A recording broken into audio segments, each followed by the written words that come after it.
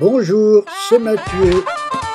Alors je vous propose une journée au Futuroscope. Alors c'est une journée que j'ai passée le 22 octobre 2023. Voici quelques vidéos que j'ai pu faire dans la journée.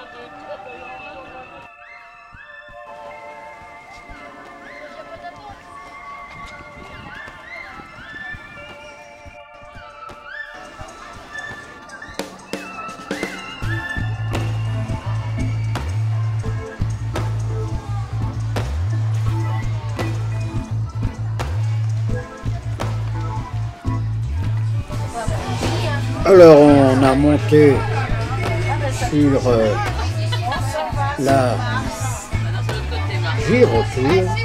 Alors on monte à 45 mètres du sol pour profiter d'un panorama à 360 degrés, commenté avec une pointe d'humour.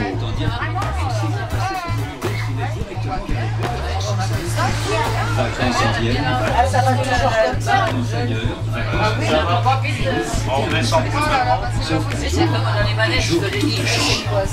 En 1980, René Monory décide de prendre le dossier de son Taisez-vous. Il imagine le Futuroscope, un parc d'attractions axé sur les technologies de l'image. À l'époque, c'était ça le futur. Quand en 1987 le parc ouvre ses portes, c'est le succès immédiat et il va croître en même temps que le Futuroscope va grandir. D'année en année, on construit des pavillons gigantesques pour abriter des écrans géants hauts comme des immeubles de 7 étages. Des écrans plats, hémisphériques à 360 degrés, des images immenses en relief. Et puis badaboum, les années 2000 sonnent et le Futuroscope souffre un peu.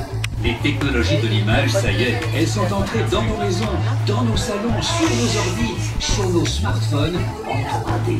Hop, hop, hop, hop, hop. Il est temps pour le Futuroscope de changer de cap. Les grandes images, on en garde, mais en plus on veut des expériences plus fun, des attractions pour rigoler et vivre des choses nouvelles. Alors on imagine pour vous des histoires rien qu'à nous. Et si on faisait le Parce qu'ils ont eu un petit arrêt technique, donc là ils relancent et ils font un tour de la ville. Et si on dansait avec un remote, et si. Ah oui, il n'y a personne dedans. Une fois qu'on a trouvé des histoires, on parcourt le grand recherche d'innovation technologique, les plus à même de vous faire vivre des expériences spectaculaires.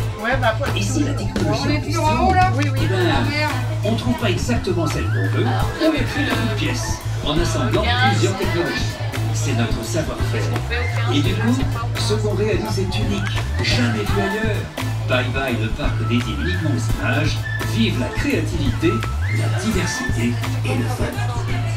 Puis 2020 débarque avec sa fichue crise sanitaire. Le parc ferme de l'ombre. De quoi avoir le moral dans la tête. Mais non, c'est le moment précis que choisit le Futuroscope pour se retrousser les manches. Au lieu de s'apitoyer en vain, il prépare demain. Il se lance dans un projet titanesque pour devenir une vraie destination de vacances. À ses portes, la construction de 2 hôtels thématiques, d'une grande esplanade et d'un parc aquatique unique au monde. Tout ça à proximité d'une grande salle de spectacle et d'un centre de vol en chute libre sur une étendue de 13 hectares. Le plus gros projet de la Nouvelle-Aquitaine. Futuroscope construit son avenir autour du parc et aussi à l'intérieur. Parce qu'on ouvre une attraction majeure tous les 2 ans.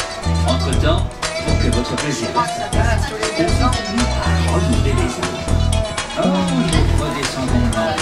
Profitez de ces derniers moments pour voir le Futuroscope de plus loin. À bientôt.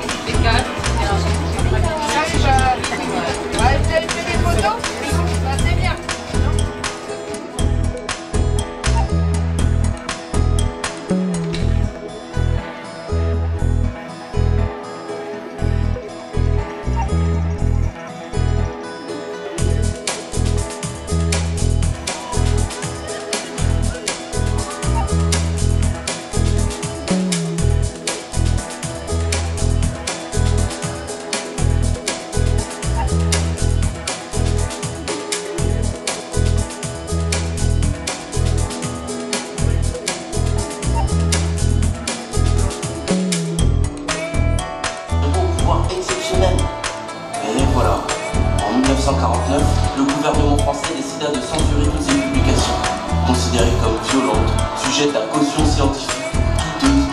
Bref, c'est ainsi que la loi du 16 juillet 1949 sonna le glas des super-héros français. Étincelle de faire face aux terribles ténèbres. Un monstre qui s'était échappé d'une bande dessinée grâce au pouvoir d'une pierre mystérieuse. L'Opale Noire. Ténèbres voulait utiliser cette brèche pour faire plonger l'humanité dans son univers de BD maléfique. Le monde était en péril. Étincelle se lança dans un combat sans pitié contre cette créature ténébreuse. Au terme d'une lutte acharnée, la super-héroïne l'emporta et emprisonna Ténèbres. Elle décida de cacher l'Opale Noire en lieu sûr. La pierre disparut à tout jamais. Le monde avait frôlé la catastrophe. Aujourd'hui, Fantasme, Oiselle et tous les autres sont tombés dans l'oubli. Mais la seule trace de leur existence sont des BD qui n'intéressent plus personne.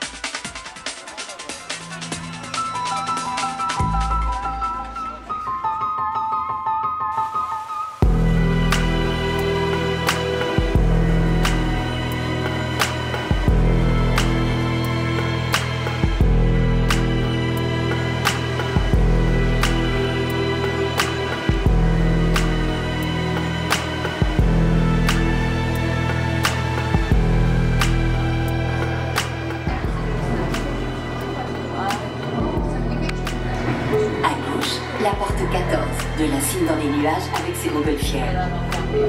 À droite, la porte 2 de la grande traversée de l'Orient Express et sa locomotive à suspension gravitationnelle.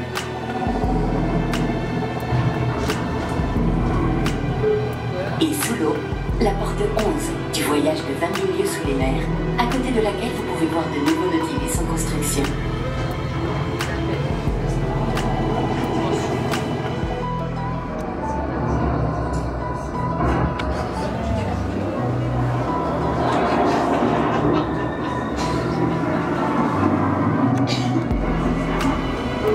Notre arrivée à la porte 12 est imminente.